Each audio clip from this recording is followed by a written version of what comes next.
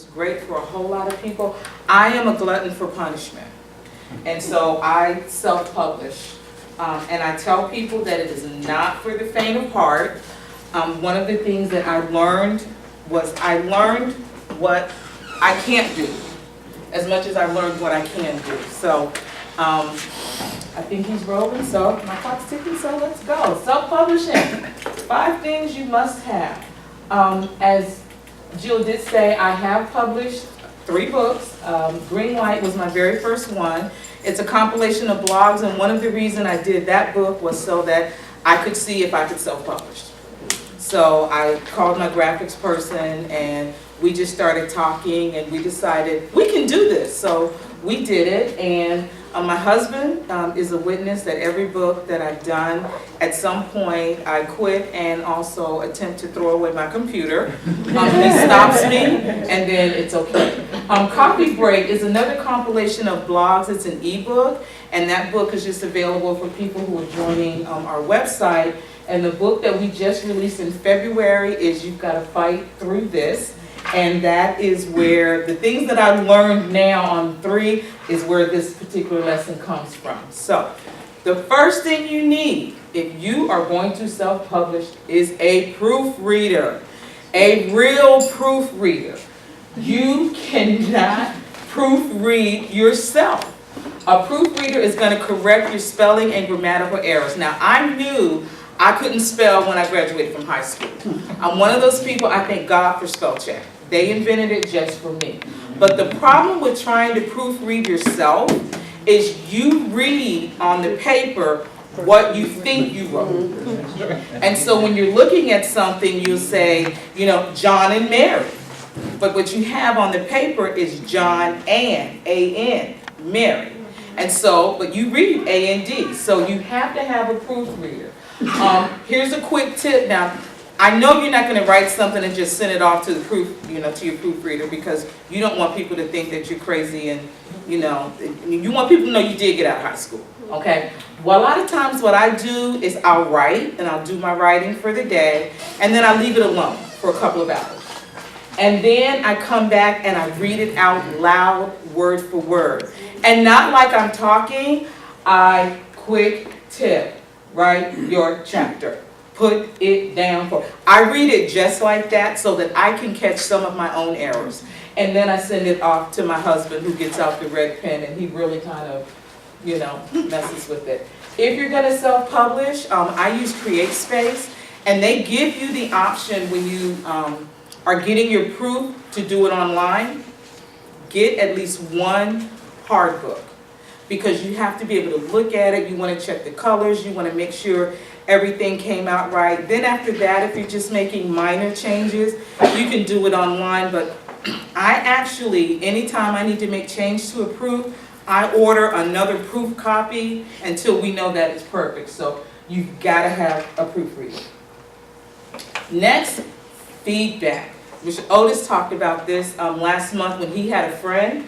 He was working on his book, and he sent it to one of his friends because she was from the area where the story was, and she would read it, and she'd say, well, why did you do this? Why didn't you do that? You have to have it. When you're writing, it's like it's your baby, and you don't want anybody to see it until it's perfect. And even then, one of the biggest things that I had to overcome as a writer was to let people read what I wrote. I would write it and teach it to you. But if I have to put it on paper and let you put your eyeballs on it, that was really hard for me. And the way that I overcame that was I actually started blogging. And my very first blog said, I'm going to do a blog. And so I felt then I had committed myself to it, so I had to get comfortable letting people read what I wrote. With this particular book, I sent my book to 4 ladies who were in my book's target demographic. I sat down and I knew who I was writing the story to. They were in 4 different states. They were similar ages, although one was a little young. They were different races. And I sent the book to them and got their feedback, and then made those changes before I sent it to the editor, because once again I wanted the editor to think I had at least graduated from high school. A power move with doing it that way is the feedback that you get. You can use some of those as quotes for the back of your book. It's a good way to do that. On your website. I'm sorry? On your website. And your website. Oh, yeah. Oh. But in this part of the process, it actually wasn't out on the, and you know what? I didn't put any of that on the website. I need to do that. Thank you. Okay.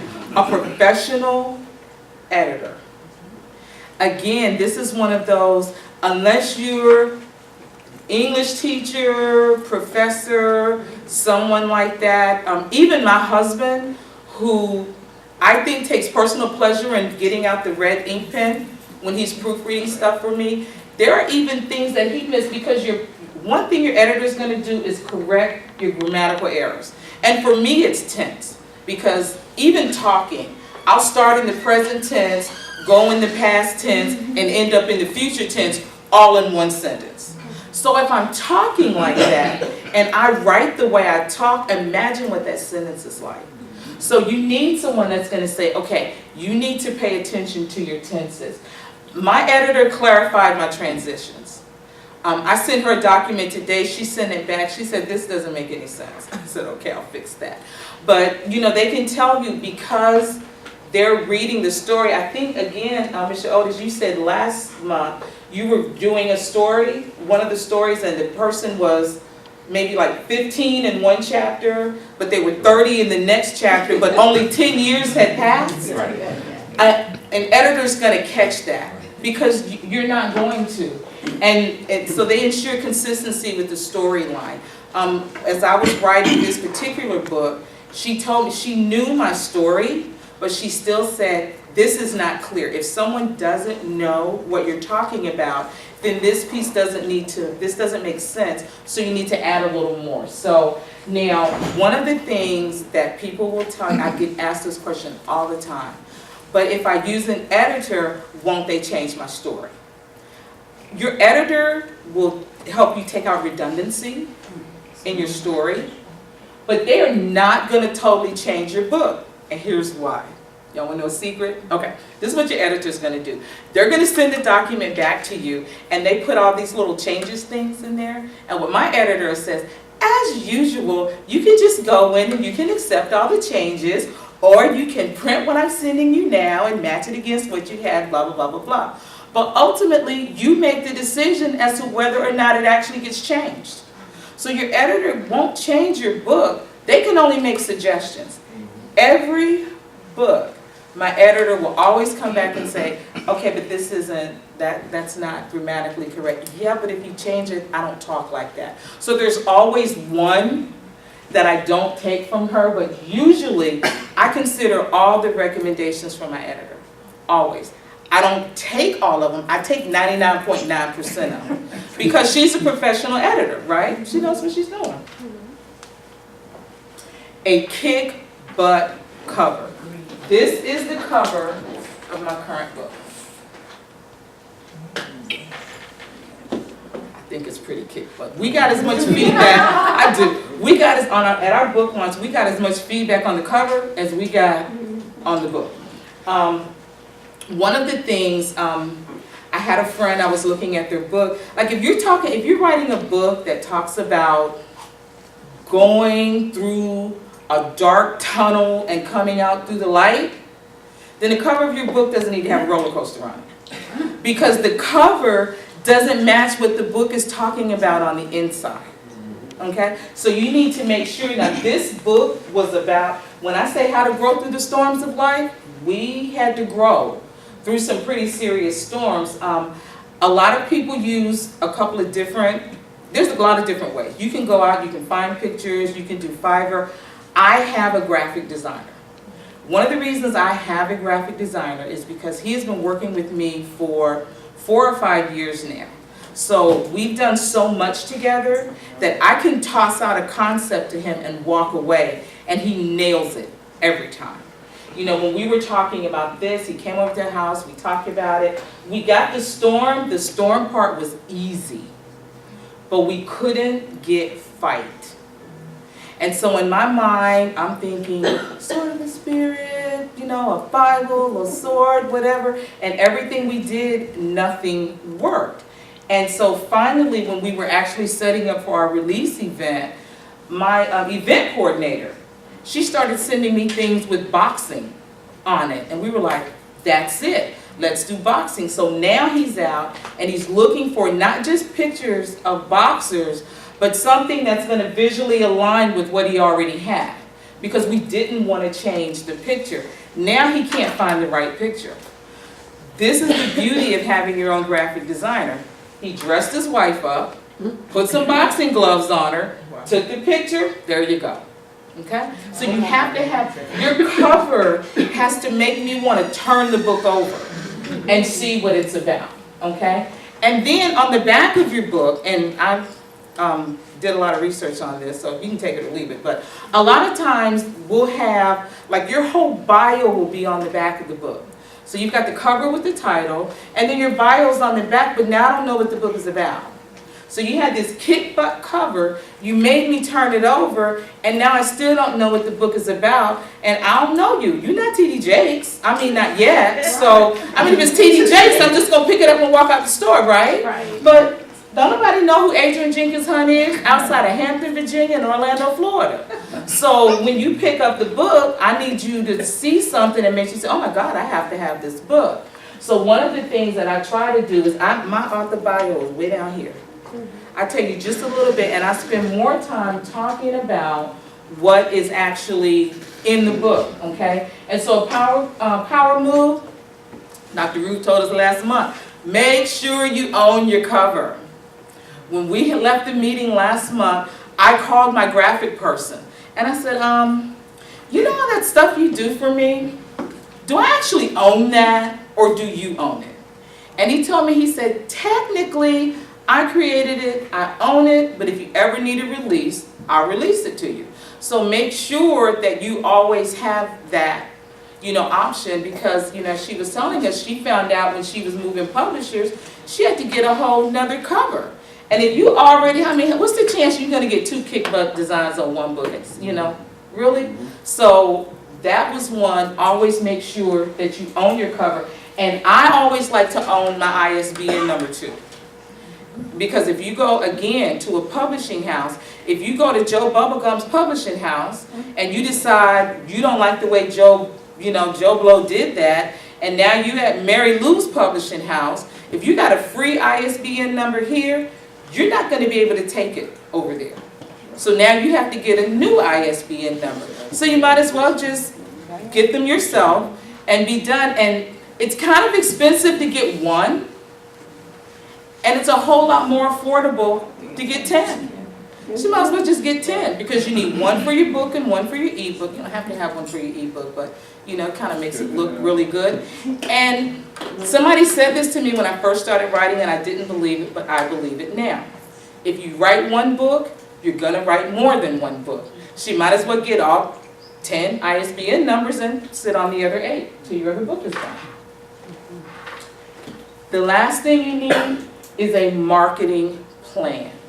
We have 2 handouts today. One is just basically, it's just a basic publishing cycle.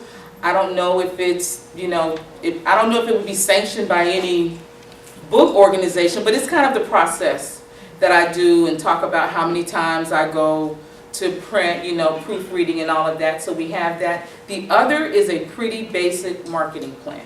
If you're interested in it, you can have it, because here's the thing that God spoke to my heart about Christians and marketing, especially Christians. We are conditioned not to talk about ourselves. We're really quick to say, well, the word says, let another man praise you, right? Well, I'm Facebook friends with this one lady that says, you don't want to be the world's best kept secret, right? When you write a book and don't really do anything with the marketing, it's like God giving you a baby. You gave birth, and then you're just sitting around waiting on someone else to come and raise it. And that's not going to happen. You're really going to have to put some work into it. So some of the things that I've learned, and I actually gave you a note here, is Have 3 ways that you can pitch your story. This particular book, we can do 5 steps to win your faith fight, how to provide care without becoming overwhelmed, and this presentation, 5 things you must have. Upsells, we have these little bracelets, fight for it, so you can remember what it is you're supposed to do. I'm wearing a chain with boxing gloves on it. These are conversation starters. Girl, why you wear a boxing glove? Or what does this mean? That gives you an opportunity to start marketing your book. And a book trailer.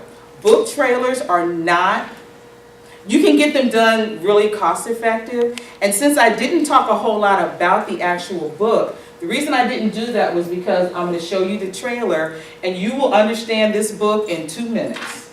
Okay? Bad things happen to good people.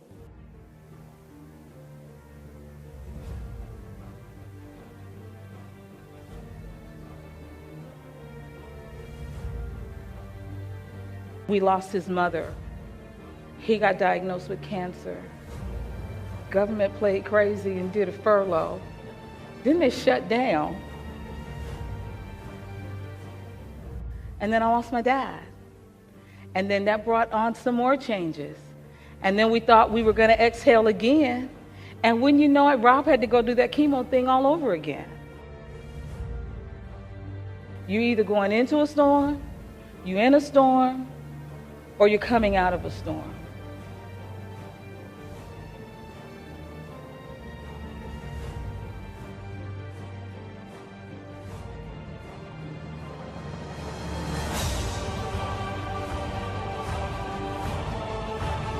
And if I'm going to win in this situation, I'm going to have to fight.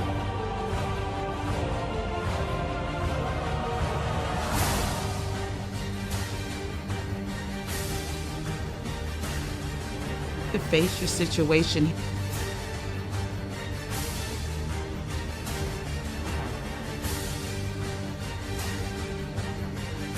To identify and then implement a strategy. Get help. Handle your setbacks.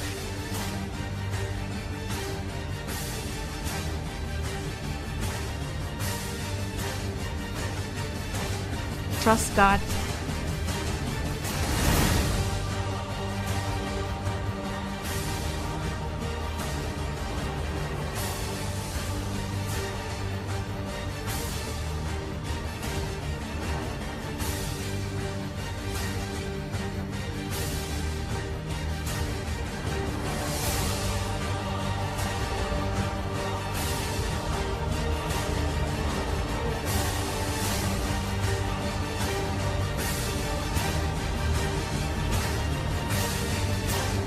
And, when I get to heaven, I'm going to say, Lord, I know you can trust some people with trouble. I didn't realize I was so trustworthy. Because as you saw in the video, his mother died. When the government shut down, there's no military base here, but there are government people here.